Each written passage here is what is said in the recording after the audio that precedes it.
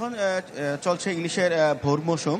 আমি এখন যে জায়গাটায় দাঁড়িয়েছি সেটি হচ্ছে চাঁদপুর জেলা শহরের অন্যতম একটি বৃহৎ মৎস্য বাজারে, যেটি শহরের বড় স্টেশন এলাকা অবস্থিত।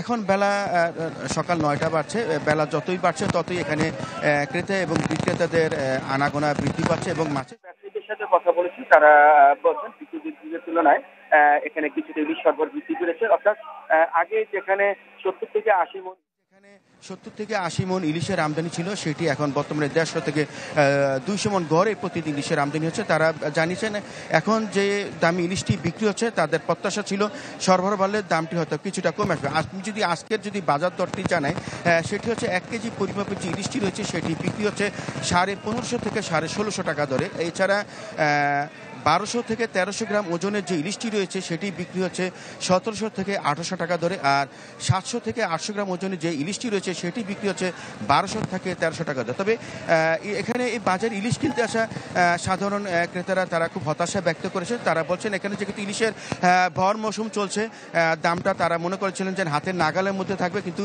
ইলিশের এই উচ্চ মূল্যের থেকে তারা খুবই হতাশ। তবে মৎস্য গবেষকরা বলছেন ইলিশের আমদানি বৃদ্ধি পেলে দাম সহনশীল পর্যায়ে চলে আসবে। এই ছিল চাঁদপুর থেকে সর্বশেষ খবর।